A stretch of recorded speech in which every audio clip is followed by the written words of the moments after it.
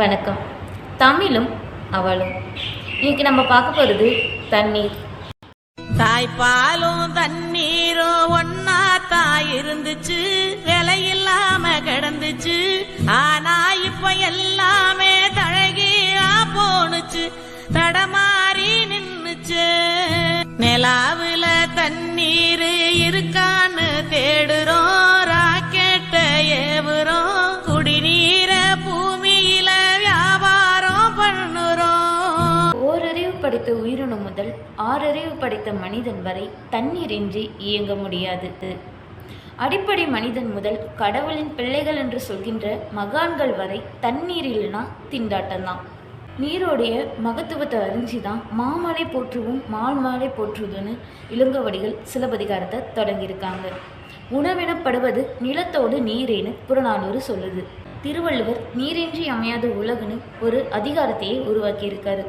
2000 ஆண்டுகளுக்கு முன்பே தண்ணீருடைய மகத்துவத்தையும் முக்கியத்துவத்தையும் அறிஞ்சி அதை போற்றியிருக்காங்க. ஆனால் இவ்வளவு டெக்னாலஜி இருந்தும் ஏன் நம்மளால தண்ணீருடைய முக்கியத்துவத்தையும் மகத்துவத்தையும் உணர முடியல? ஏன் அதை பாதுகாக்கிறதுக்கு நம்ம எந்த ஒரு நடவடிக்கையும் எடுக்கலை?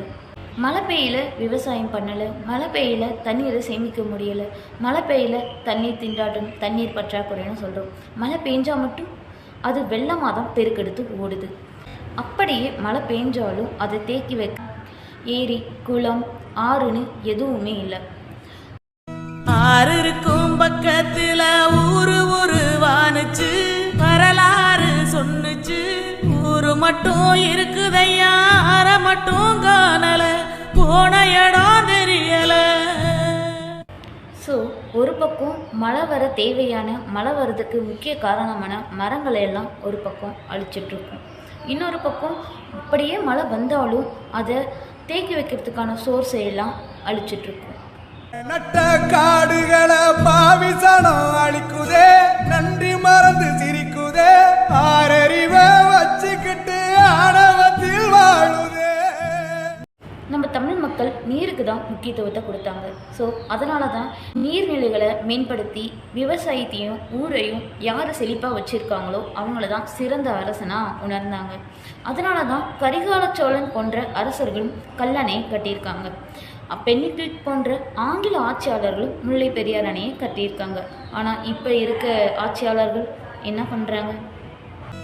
இப்படியே போனாக்கா பூச்சி இங்கே வாழுண்டா, புழுவு இங்கே வாழுண்டா, மனுஷ பய என மட்டும் மண்ணாகி போகுண்டா. நம்மளுடைய வருங்கால சன்னதிக்கு காசு பணத்தை சேர்த்து வைக்க அள்ளும் பகலும் ஓடுறோம்.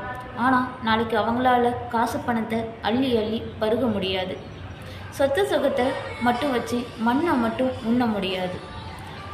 போல தண்ணிக்கும் எல்ல கோட்டை போடுற, வறும கோட்டை வளர்க்குற, இயற்கையத்தான் பூட்டி வச்சு பொம்மையாக்க பார்க்குற, அடிமையாக்க நினைக்கிற.